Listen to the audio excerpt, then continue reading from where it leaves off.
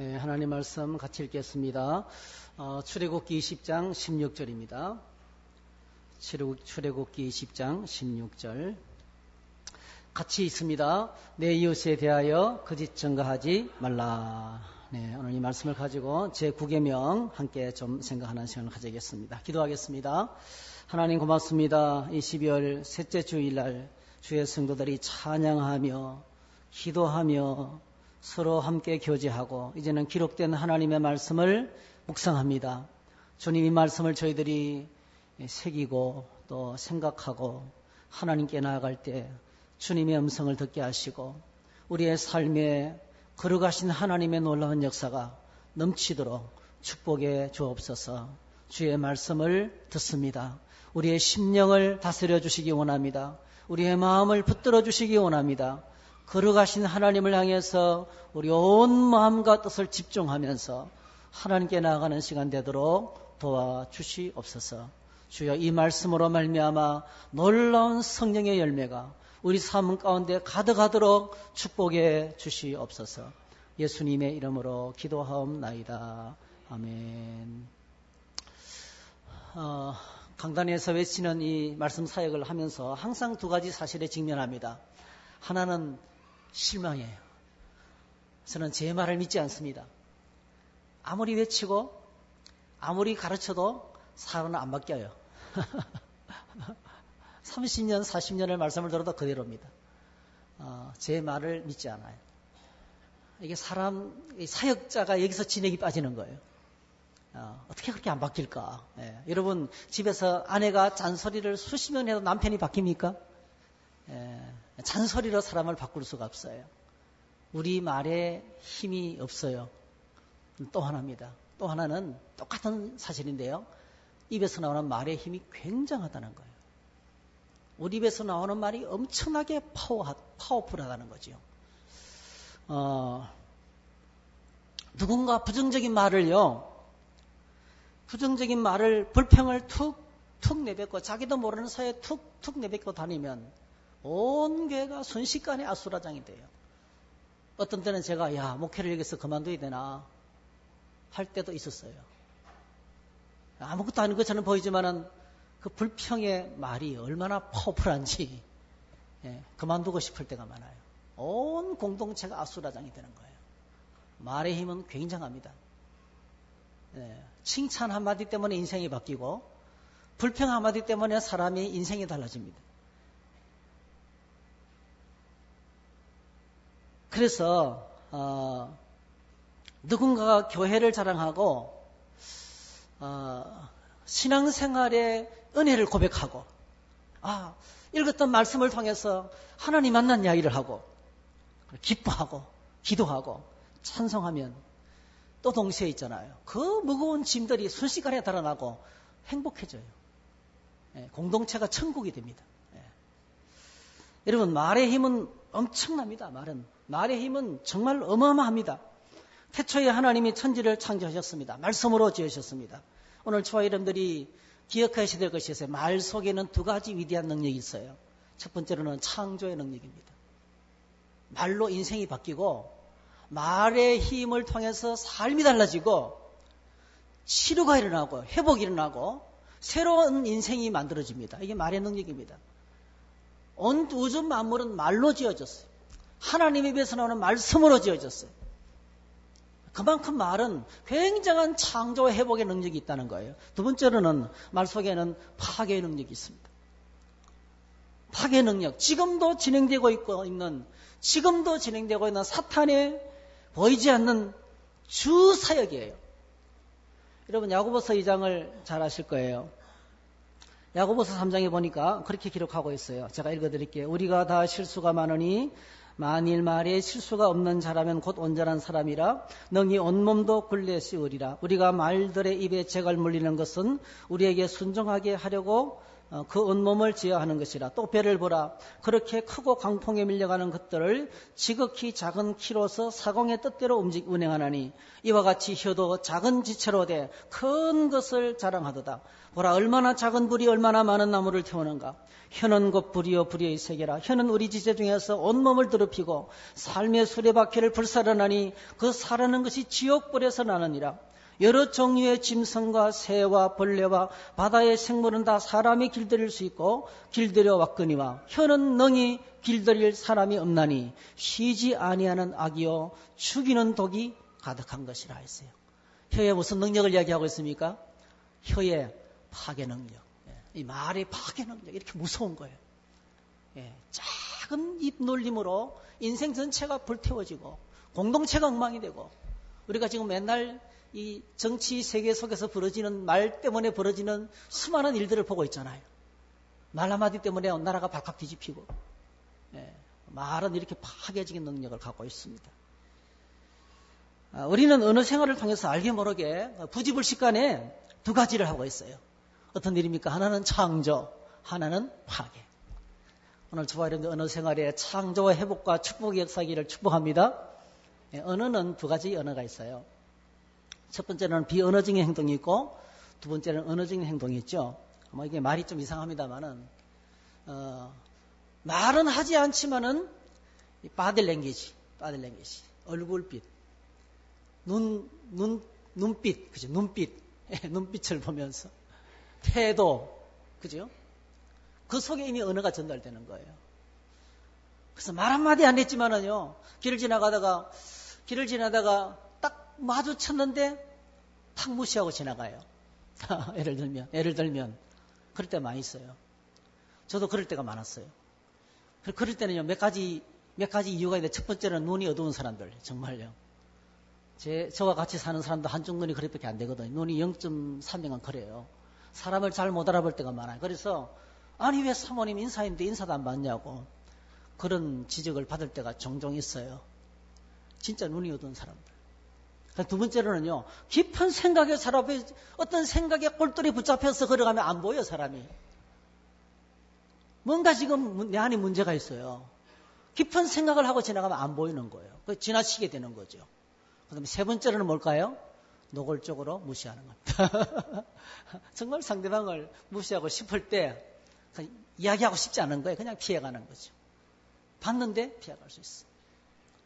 우리는 몸짓을 통해서, 얼굴빛을 통해서, 태도를 통해서 오늘도 수많은 사람을 격려할 수도 있고 상처 줄 수도 있어요. 차가운 태도, 오만한 태도, 교만한 태도, 거만한 모습들, 그 말은 하지 않지만 그 멸시하는 눈빛. 사람은 금방 합니다. 말을 해야만 말이 전달되는 게 아니고 우리 모습을 통해서. 어제 저녁에 어떤 목사님과 같이 대화를 하는데 저를 자꾸 칭찬하시더라고요. 목사님 이래서 좋다고. 그래서 제가 그랬어요. 야, 그렇게 칭찬하는 당신이 위대하다. 그거 쉽지 않거든요. 정말 목사님 이거 훌륭하다. 여러분, 태도죠, 태도. 예.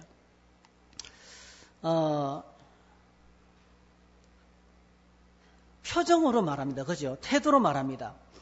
하나님이 우리에게 가르쳐주신 축복의 말씀이 있어요. 민수기 말씀에 보면 이런 말씀이 있습니다. 우리 한번 같이 읽어볼까요?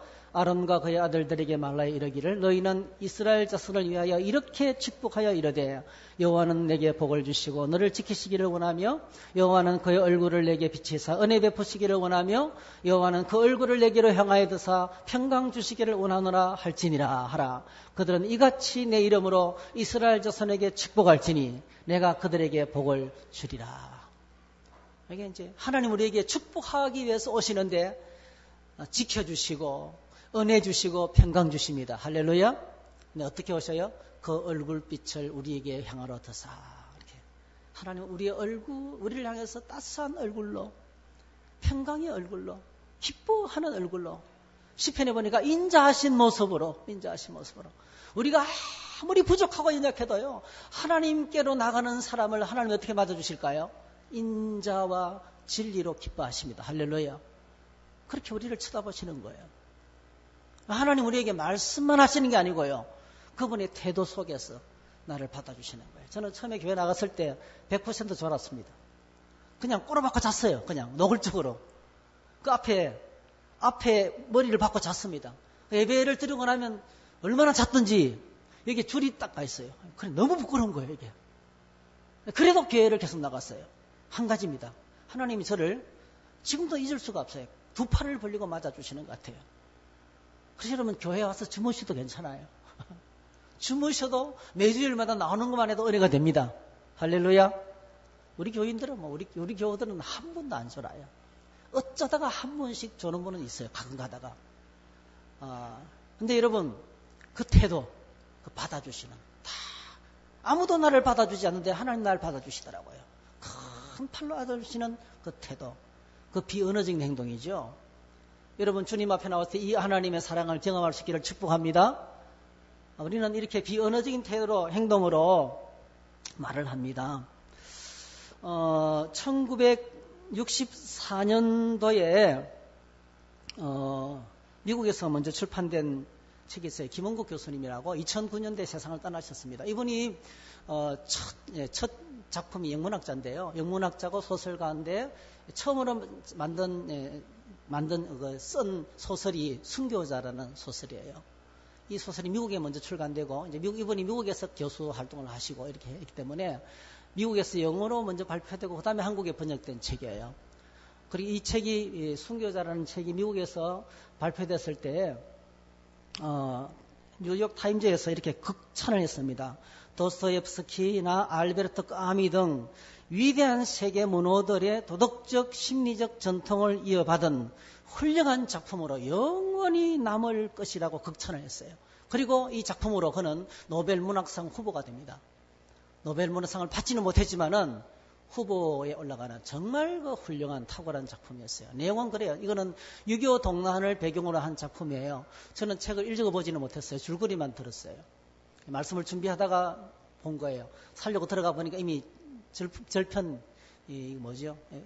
절판된 책이에요. 도서관에 있을 거예요. 제가 찾아서 읽을 거예요. 여러분 읽어보세요. 6.25 동란을 배경으로 하는 것인데요. 우리 대한민국 국군이 이제 북한을 향해서 진격해 올라가니까 이미 평양에서 신앙생활하던 수많은 사람이 이제 순교를 했어요. 그 중에서 목회자 12명이 집단으로 이제 순교를 한 거예요. 그리고 이제 그래서 사건이 벌어졌어요. 그 어떻게 벌어졌냐면 14명의 목사가 붙잡혀 들어갔는데요. 공교롭게도 2명은 살아남고 12명은 처형당한 거예요.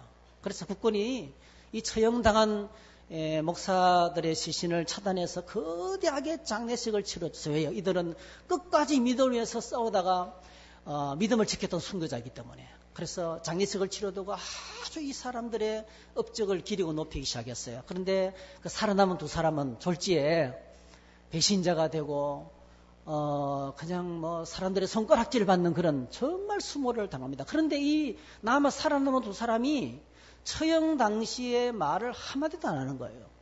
그렇게 어려움을 만나도. 나중에 이제 국군이 전쟁을 계속하다가 누가 잡혔나 하면은 이 12명의 목사들을 처형했던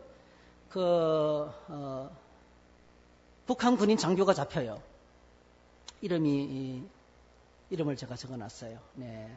인민군 장교, 정소자. 정소자라는 인민군 장교가 이제 국군 포로가 되면서 이 상황이 이제 드러나게 되는 거예요. 이 사실이 드러나게 돼요. 알고 보니까, 어떻게 해서 12명의 목사님들이 세상을 떠나게 됐냐면, 이 12명의 목사들은 고문을 당하고 막 시문을 당하는 과정에서 살려고 얼마나 발불등을 치고 서로를 모함하고 거짓말을 하고 막 그냥 믿음은 아예 그냥 내팽개치고 너무 엉망이었던 거예요. 그래서 이 정소자라는 이 장교가 이들을 시문하다가 아니 목사가 뭐 이래 이러면서요 그냥 죽여버린 거예요. 쏴 죽여버린 거예요.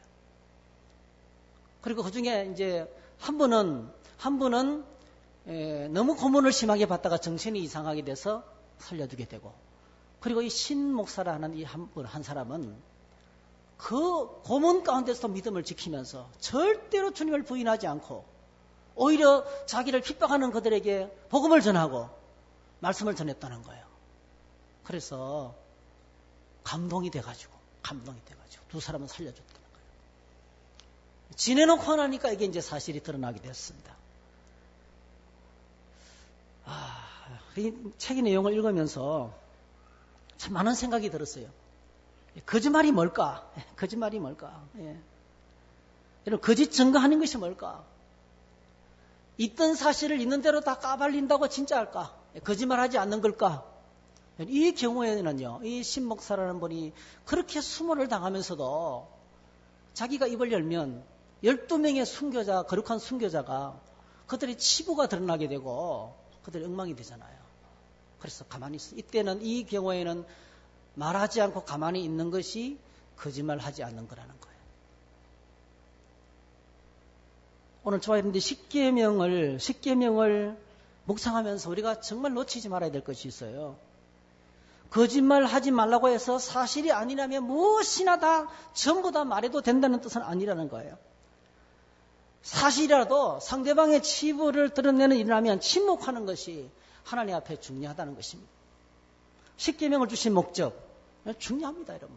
이 목적을 잃어버리면 안 돼요. 오늘 저희들이 하나님의 말씀을 읽을 때 하나님이 주신 말씀을 주신 목적을 잃어버리면 안 돼요. 우리는 너무 가볍게 말씀을 가지고 상대방을 평가해요. 너무 쉽게 정죄해버립니다. 여러분 꼭 기억하셔야 돼요. 성경 말씀은 정죄용이 아닙니다. 성경 말씀은 다른 사람을 심판하는 것도 아닙니다, 여러분. 하나님이 주신 말씀의 최고 목적은 사랑이에요. 사랑. 십계명을 왜 주셨습니까? 거룩한 하나님의 백성들의 행복한 삶을 위해서 주신 거예요. 예수님께서 이 계명을 딱 요약하면서 하나님 사랑, 이웃 사랑 이렇게 사랑으로 압축했어요. 그렇죠? 율법을 압축하면서 하나님 사랑, 이웃 사랑. 그렇죠? 하나님 먼저 사랑, 그다음에 이웃 사랑. 그리고 지금 우리가 5계명에서부터 부모를 공경하라, 살인하지 말라, 간음하지 말라, 도둑질하지 말라, 거짓말하지까지 했어요. 이 왜 주셨습니까? 이웃을 사랑하는 행동이죠. 이웃을 사랑하는 구체적인 방법을 하나씩 우리에게 들려주고 있는 거예요. 그래서 거짓말하지 말라고 했다고 해서 상대방의 치부를 사실이니까 다 드러내버리는 것. 그건 뭐가 없는 거예요? 성경 자체를, 말씀을 주신 목적을 무시하는 거예요. 말씀을 주신 목적 자체를 무시해버리는 거예요. 오히려 상대방의 부끄러운 일이 드러나면 그냥 내가 스톱하는 거예요. 스톱. 네. 자꾸 말해서 문제를 크게 만들고 자꾸 말해서 상처를 주고 그 뭐가 없는 거예요? 사랑이 하나도 없는 거죠. 말씀을 주신 목적을 하나도 이루지 못하고 있는 거예요.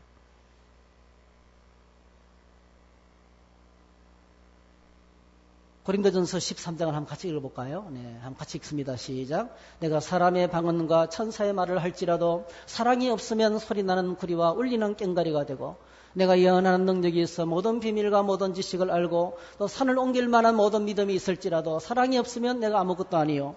내가 내게 있는 모든 것으로 구제하고 또 내 몸을 불사르게 내어줄지라도 사랑이 없으면 내게 아무 유익이 없느니라.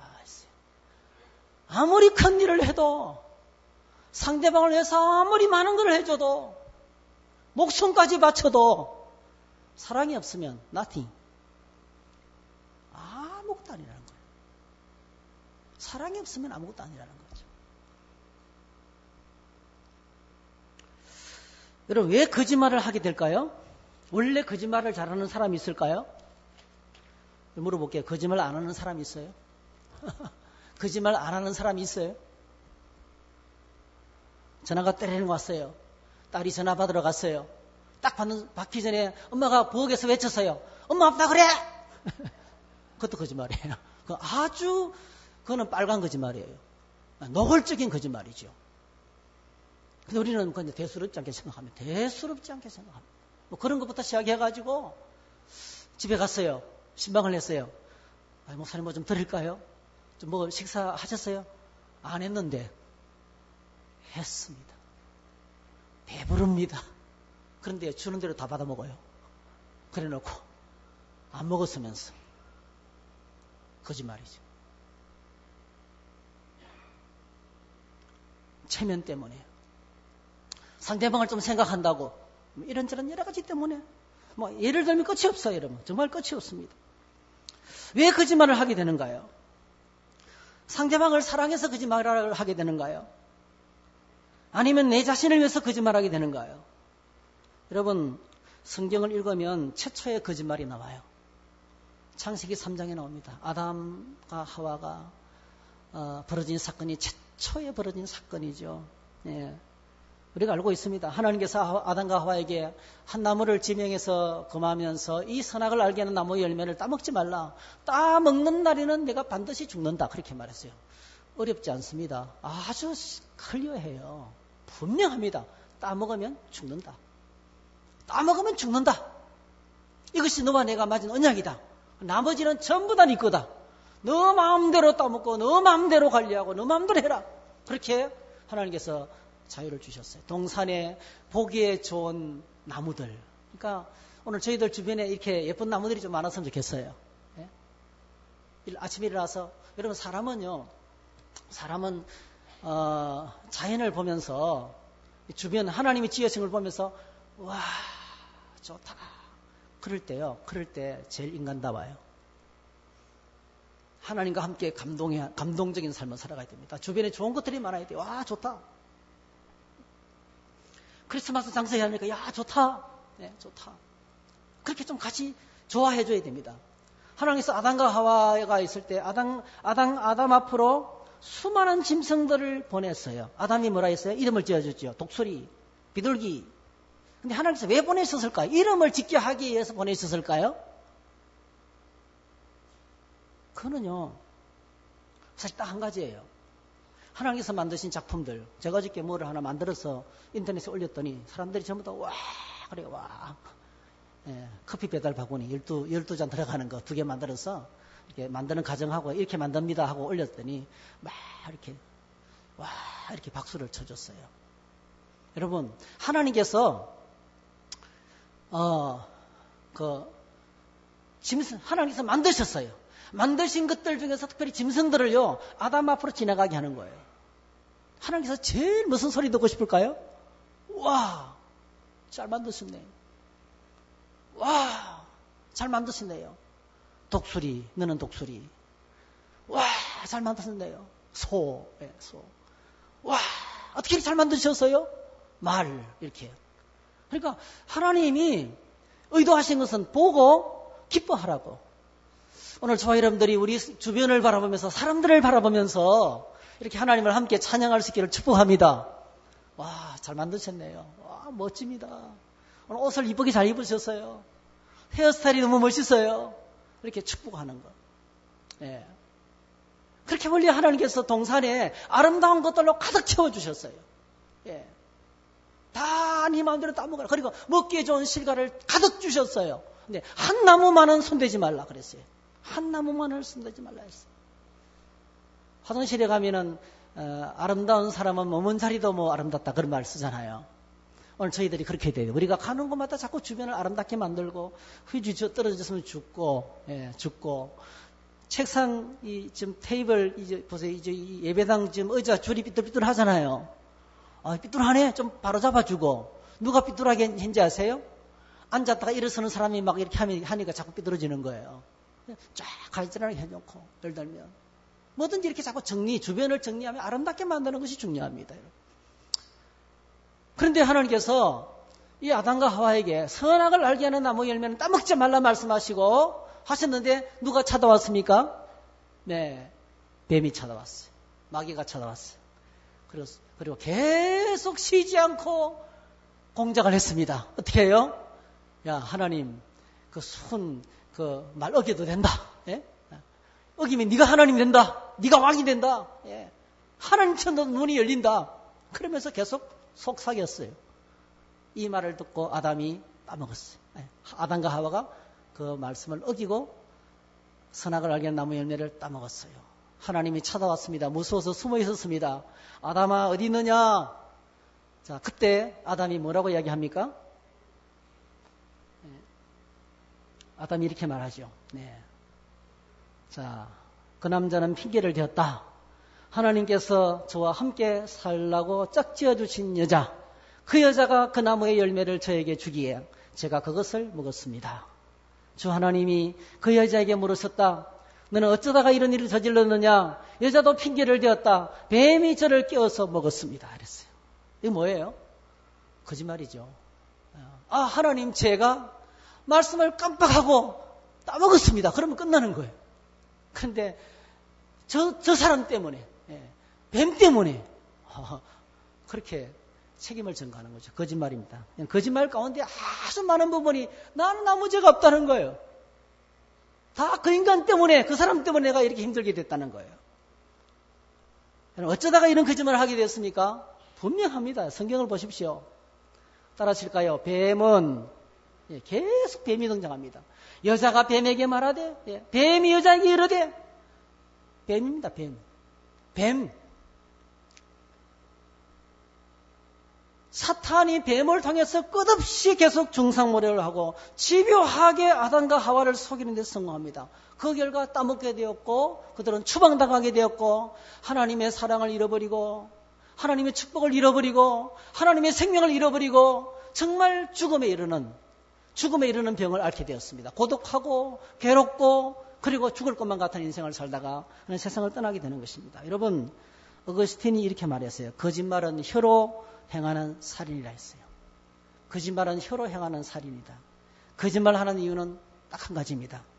원죄 가운데 사는 저와 여러분들이 사탄의 조종을 받기 때문에 그렇습니다. 꼭 기억하셔야 돼요. 오늘 이 십계명 제9계명은 단순한 윤리적인 조항이 아니에요. 여러분 지금 십계명 저희들이 9계명까지 했지만은 십계명은 윤리적인 조항이 아니에요.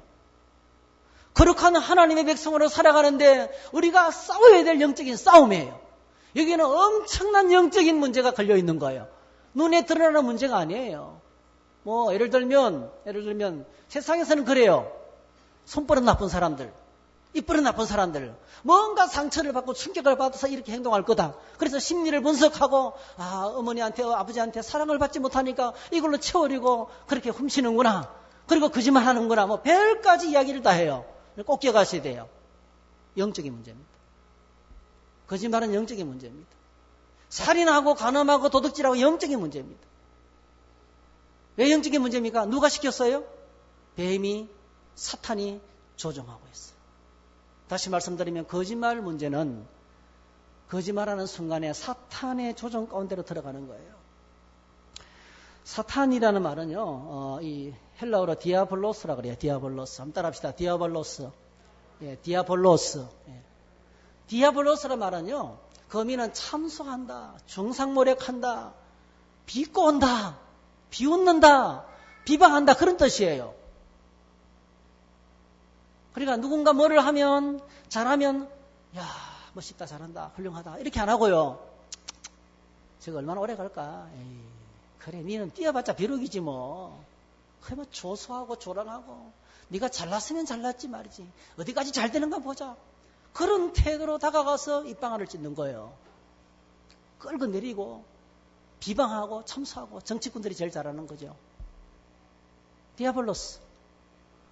요한계시록 12장 9절에 이 디아볼로스를 사탄을 너무 적나라하게 묘사하고 있어요. 한번 같이 읽습니다. 시작. 큰 용이니 쫓기니 옛뱀 곧 마귀라고도 하고 사탄이라고도 하며 온 천하를 꿰는 자라. 그가 땅으로 내쫓기니 그의 사자들도 그와 함께 내쫓기니라. 내가 또 들으니 하늘에 큰 음성이 있어 이르되 이제 우리 하나님의 구원과 능력과 나라와 또 그의 그리스도의 권세가 나타났으니 우리 형제들을 참소하던 자 곧 우리 하나님 앞에서 밤낮 찬수하던 자가 쫓겨났고 또 우리 형제들이 어린 양의 피와 자기들이 증언하는 말씀으로서 그를 이겼으니 그들은 죽기까지 자기들의 생명을 아끼지 아니하였도다. 뭐라고 소개하고 있어요? 사탄, 큰 용, 옛뱀이 누구예요? 창세기 3장에서 나타나서 활동했던 뱀이라는 거예요. 뱀 자체가 마귀가 아닙니다, 여러분. 뱀을 통해서 마귀가 역사한 거예요. 그리고 마귀, 사탄, 그 다음에 뭡니까? 온 천하를 꿰는 자, 온 천하를 깨는 자, 온 천하를 깨는 자. 그 다음에 우리 형제들을 참소하던 자. 그 다음에 우리 하나님 앞에서 밤낮 참소하던 자. 여러분 욥기를 보십시오. 욥기를. 욥이 믿음 생활 잘하니까 누가 나타납니까?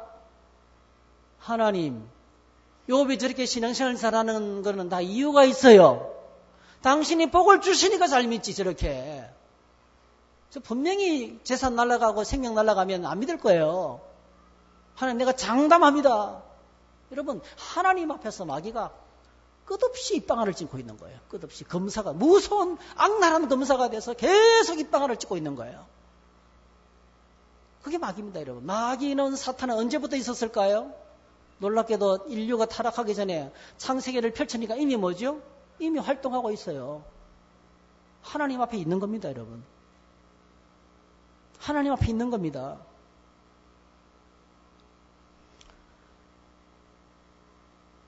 그래서 이 사단이 하는 가장 주사역은 참소하고 비방하고 중상모략하고 거짓말하는 거예요. 사탄을 이길 수 있는 유일한 길이 있어요. 11절에 또 우리 형제들이 어린 양의 피와 자기들이 증언하는 말씀으로서 그를 이겼으니, 그래요. 하나밖에 없습니다. 예수 그리스도의 십자가 은혜의 보혈로. 할렐루야. 예수님의 십자가 은혜의 보혈로만 이걸 이길 수 있어요. 그 다음에 뭐죠? 말씀으로만 이길 수 있어요. 오늘도 저와 이런데 주님의 말씀에 집중하며 예수님의 십자가를 의지하고 나갈 때 마귀를 이기게 될 줄 믿습니다. 네. 예수님께서 사탄의 정체를 분명히 밝혀주셨어요. 너희는 너희 아비 마귀에게서 났으니 너희 아버지의 욕심대로 너희도 행하고자 하느니라. 그는 처음부터 살인한 자여 진리가 그 속에 없으므로 진리에 서지 못하고 거짓을 말할 때마다 제 것으로 말한다니 이는 그가 거짓말쟁이요 거짓의 아비가 되었습니다. 내가 진리를 말함으로 너희가 나를 믿지 아니하는도다. 하나님의 말씀이 선포될 때 아니야. 저거는 직장생활에 가서 하나도 해당하는데 저렇게 하면 다 망해. 누가 얘기합니까? 마귀가. 믿지 못하도록, 우리가 말씀을 믿지 못하도록 마귀가 계속 비웃고 총수하는 거예요. 사탄은요 프로입니다. 프로. 거짓말 하는데 프로입니다. 근데 여러분 이런 생각이 안 들어요. 그런 사탄을 왜 하나님께서 내버려 두시느냐. 당장 제거하지 않으시고 그냥 놓아두시는가. 성경을 보면 심판대까지 놓아두십니다. 심판대까지. 심판대까지 사단은 계속 활동하도록 내어둡니다. 여러분 왜 그냥 놓아두십니까? 마태복음 13장에 보면은 예수님께서 천국 비유를 말씀하시면서 가라지 비유를 이야기합니다. 그래서 사람이 이렇게 말했어요. 예수님, 주인님, 가라지를 지금 당장 뽑아서 버릴까요? 자, 뭐라고 말합니까? 뭐라고 말합니까? 29절, 주인이 이르되 가만두라. 가라지를 뽑다가 곡식까지 뽑을까 염려하노라 했어요. 마귀를 제거할 수 있어요, 여러분. 여러분, 인질범이 인질을 붙잡고 지금 있어요. 근데 인질범을 사살하는 게 제일 좋죠. 근데 이 인질범을 사살하면 어떻게 될까요? 붙들던 인질들도 죽을 확률이 높아요. 오늘 엄청나게 많은 사람들이 마귀에게 붙잡혀 있습니다. 그래서 언제까지 두는 거예요? 심판대까지. 심판대까지. 추수하는 날까지. 가라지부터 먼저 딱 뽑아가지고 단을 묶어서 벌에 집어 던져버리고 알곡은 모아서 곡간 안에 들인다는 거예요. 하나님께서 당장 마귀를 처단하지 않는다는 거예요. C.S. 루이스가 아주 중요한 말을 했어요. 여러분, C.S. 루이스. C.S. 루이스가 사탄 전문가죠. 여러분 아시잖아요. 예, 사탄에서 온 편지. 예? 유명하잖아요. C.S. 루이스가 사탄의 존재를 이렇게 정의했습니다. 따라합시다. 사탄은 비존재다. 비존재. 비존재라는 말하고 무존재라는 하고 다릅니다. 무존재라는 것은 없다는 뜻이고요. 비존재라는 것은 어떤 거냐면 있기는 있는데 없는 것처럼 보인다는 거예요. 여러분, 사탄이 엄청난 능력을 갖고 있어요. 사탄은 마치 하나님을 대항할 만큼 강력한 파워를 갖고 있어요. 우리가 사탄을 이길 수 있어요? 못 이깁니다, 우리는. 사탄을 대항할 수가 없어요. 그런데 여러분, 사탄이 못하는 게 있어요. 사탄은 지금 우리에게 다가와가지고 우리 뼈를 이렇게 못 만집니다. 절대로 못 만집니다. 코도 못 만집니다. 눈도 하나 못 만집니다, 여러분. 그게 비존재예요. 이해되세요? 내게 다가와서 손도 못 댑니다. 사탄이 엄청난 능력이 있지만은 절대로 나타나지 않습니다. 내 앞에 안 나타납니다. 나타나가지고 우리 가는 길을 막고 너 하나님 말씀 전하면 안 돼 이렇게 막지 못합니다, 여러분. 사탄은 비존재예요. 그래서 사탄이 유일하게 활동할 수 있는 방법은 나를 움직이는 거예요. 사람들을 움직이는 거예요. 옆에 있는 사람의 입을 이용하는 거예요. 다른 사람의 몸을 이용하는 거예요. 다른 물체를 이용하는 거예요. 눈에 보이는 뱀을 이용하는 거예요. 이해되세요? 사탄은 끝없이 사람들을 충동하고 유혹하고 유혹하고 사람들을 보내고 악한 말을 하고 독한 말을 쏟아내면서 뚜껑 열리게 만드는 거예요. 꼭 기억하셔야 돼요. 사단을 겁내지 마세요. 그러나 여러분 조심하셔야 돼요. 그 실제가 눈에 보이진 않아요. 절대로 안 보입니다. 근데 여러분 귀신을 쫓아내는 현장에 스캇 팩이라는 유명한 박사가 귀신을 쫓아내는 현장에 사탄을 봤어요. 여러분 귀신이 떠나가는 현장에 보면 자기 본질이 드러나요. 그 속에 들어가 있는 귀신이 어떻게 드러납니까? 이상한 소리를 내고 괴성을 지르고 그 본질을 드러내는데 바로 그게 뭡니까? 파괴하고 추하고 더럽고 악한 본성이 드러나는 거예요. 그걸 보면서 예수님을 안 믿던 그가 비로소 그 축사 현장에서 예수님을 믿게 된 거예요. 그래서 오늘 저와 여러분들이 우리의 몸이, 우리의 삶이 사탄이 들어가서 조종하는 도구가 되면 안 되는 거예요.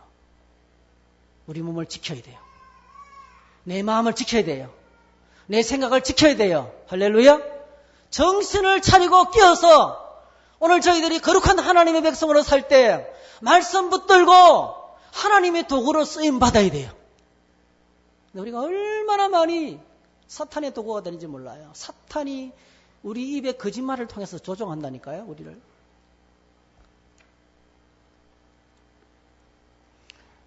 그러므로 우리는 기억해야 됩니다.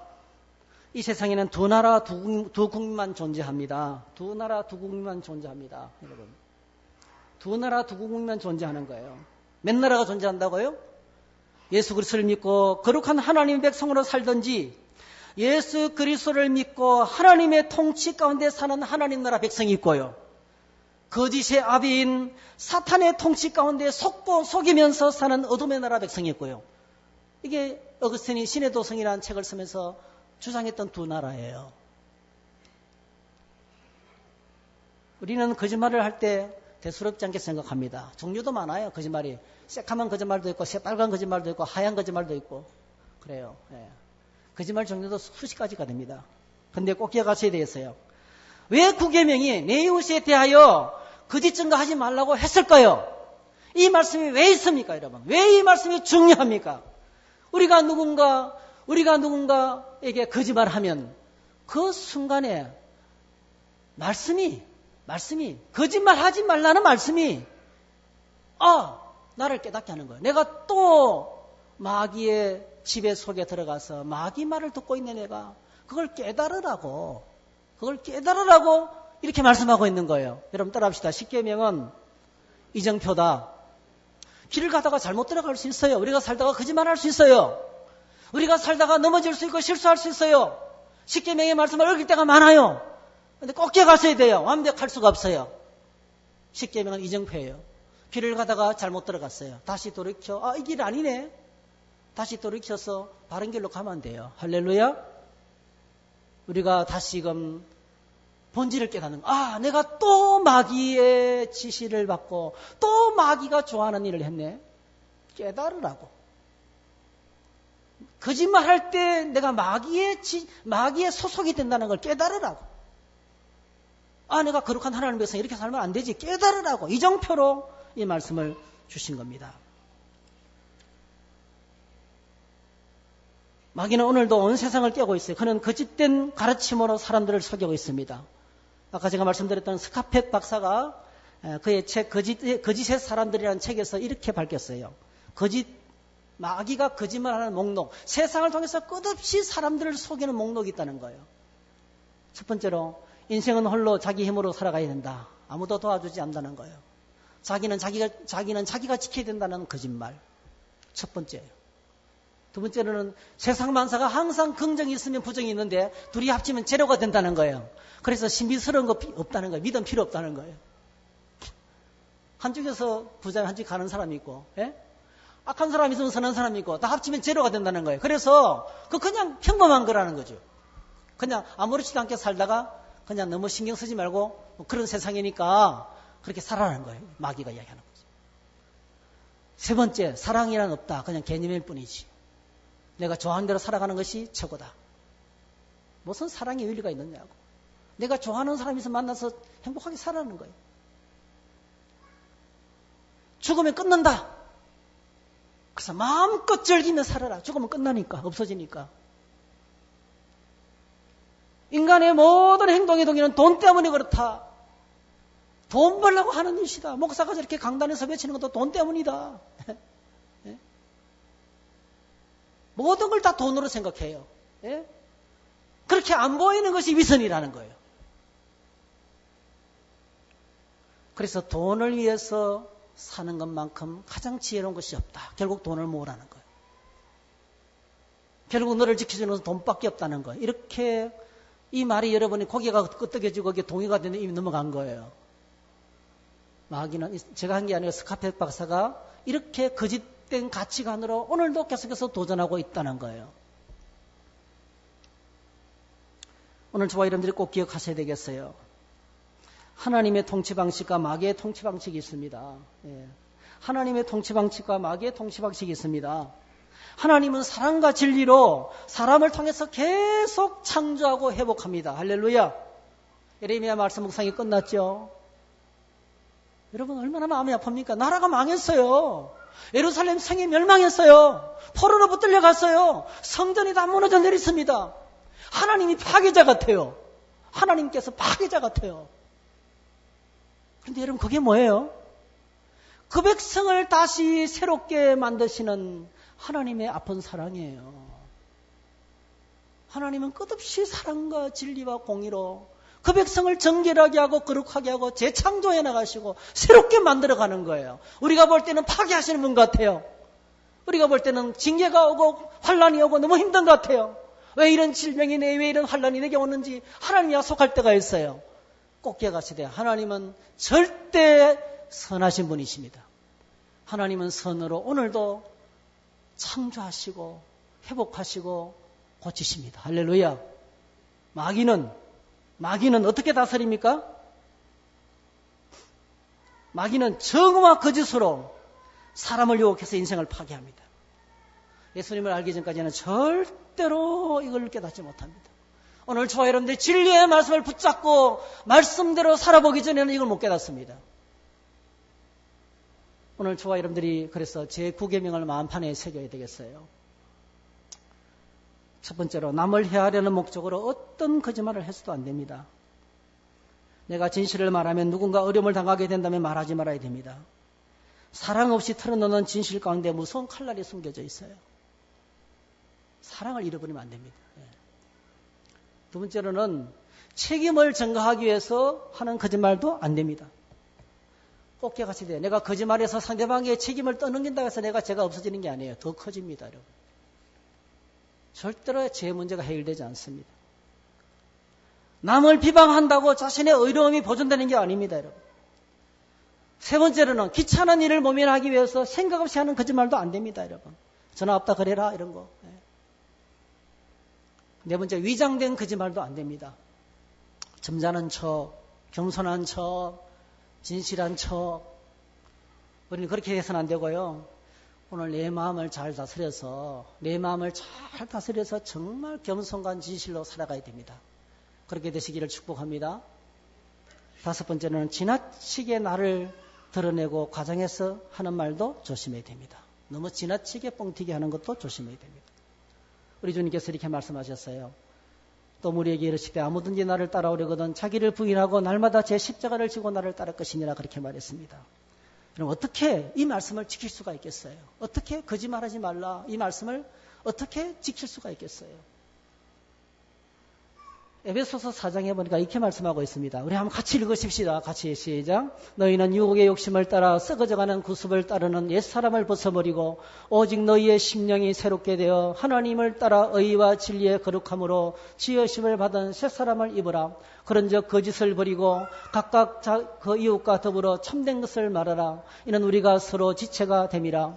분을 내어도 죄를 짓지 말며 해가 지도록 분을 품지 말고 마귀에게 틈을 주지 말라. 도둑질하는 자는 다시 도둑질하지 말고 돌이켜 가난한 자에게 구제할 수 있도록 자기 손으로 수고하여 선한 일을 하라. 무릇 더러운 말은 너희 입 밖에도 내지 말고 오직 덕을 세우는 데 소용되는 대로 선한 말을 하여 듣는 자들에게 은혜를 끼치게 하라. 하나님의 성령을 근심하게 하지 말라. 그 안에서 너희가 구원의 날까지 인치심을 받았느니라. 여러분 어떻게 이 거짓말을 안 할 수가 있겠어요? 첫 번째로 예수 그리스도를 내 삶의 주인으로 모셔야 됩니다. 할렐루야. 내 인생에 새로운 주인이 들어와야 됩니다. 날마다 심령이 새로워져야 됩니다. 새 속에 물든 우리의 마음이 진리로 거듭나야 됩니다. 그래야만이 거짓을 알아차릴 수가 있어요. 아, 이거 거짓이구나. 아, 마귀가 지금 나를 유혹하고 있구나. 알아차릴 수 있습니다. 두 번째로는 오직 말씀과 성령으로 충만해야 됩니다. 성령. 하나님의 성령을 근심하게 해서는 안 돼요. 오호라 나는 공고한 사람이로다. 이 사망의 몸에서 누가 나를 건져내라. 우리 주 예수 그리스도로 말미암아 하나님께 감사하리로다. 그래도 내가 내 자신이 마음으로는 하나님의 법을 육신으로는 지혜의 법을 숨기노라. 그러므로 이제 그리스도 예수 안에 있는 자에는 결코 정죄함이 없나니 이는 그리스도 예수 안에 있는 생명의 성령의 법이 죄와 사망의 법에서 너를 해방하였습니다. 오늘도 똑같습니다. 성령의 법 속으로 들어가야 돼요. 말씀의 법 속으로 들어가야 돼요. 말씀과 성령의 지배 속에 들어가야 돼요. 이런 꼭 기억하셔야 돼요. 우리가 성령의 지배 속에 안 살면 100% 마귀가 나를 지배합니다. 왜 성령 충만이 중요하냐면은 성령의 지배 속에 안 살면 인간적이 됩니다, 여러분. 인간적이 되는 것은 세상 가르침 따라가는 거예요. 엄청나게 많은 사람이 삶이 왜 불행합니까, 여러분? 하나님의 말씀을 안 따릅니다. 성령을 무시합니다. 인간적인 욕심을 따라서 갑니다, 여러분. 그래서 잘 먹고 잘 사는 것밖에 없어요. 그래서 인생이 피곤한 거예요. 힘든 거예요. 우리가 천국을 누리지 못하는 거예요. 오직 말씀과 성령밖에 없습니다.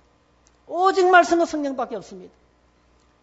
에베소서 5장 15절에서 21절, 18절 술 취하지 말라 이는 방탕한 것이니 오직 성령으로 충만함을 받아라. 성령으로 충만함을 받아라 했어요. 골로새서 3장 15절, 그리스도의 16절, 그리스도의 말씀이 너희 속에 풍성히 가하여 말씀 충만, 성령 충만할 때 하나님의 지배 속에 들어가게 되는 거예요. 로마서 14장 17절, 하나님의 나라는 먹는 것과 마시는 것이 아니요 오직 성령 안에서 의와 평강과 희락이니라 했어요. 얼마나 많은 사람들이 먹는 것과 마시는 것 때문에 그게 인생의 행복인 줄 알고 그것 쫓아가는지 몰라요. 하나님 나라 아닙니다, 여러분. 하나님 나라는 의와 평강과 희락이라 했어요. 하나님의 나라는 성령께서 주시는 것입니다. 할렐루야. 거짓말이 왜 나쁩니까? 거짓말이 왜 위험합니까? 거짓말하는 순간에 마귀의 지배 속에 살아가는 거죠. 하나님의 말씀과 성령이 왜 필요합니까? 오늘 저와 여러분들이 왜 말씀 붙들고 기도하며 살아야 됩니까? 왜 인생이 힘든데 기도하고 말씀까지 더 가까이 해야 됩니까, 여러분? 꼭 기억하셔야 돼요. 오직 말씀과 기도로만이 마귀를 이길 수 있어요. 거짓말을 하지 않고 살아갈 수 있어요. 하나님의 지배 속으로 들어가야 됩니다. 그러면 천국을 경험하게 될 거예요. 천국은 여기 있다 저기 있다 장소가 아닙니다. 죽어서 가는 나라가 아닙니다. 오늘 저와 여러분들이 말씀 붙들고 살고 성령 안에서 살면 천국을 누리게 될 줄 믿습니다. 오늘 저와 여러분들이 그렇게 천국을 누리기를 주의 이름으로 축복합니다. 여러분 하나님 백성으로 사셔야 돼요. 십계명은 있다가 없어지는 법이 아니에요. 하나님의 거룩한 백성이 이정표가 되어서 영원히 붙들고 살아야 될 표지판입니다. 여러분 십계명 붙들고 말씀 붙들고 매일 천국 백성으로 살아가기를 주의 이름으로 축복합니다. 할렐루야. 자리에 일어나셔서 함께 찬양합니다.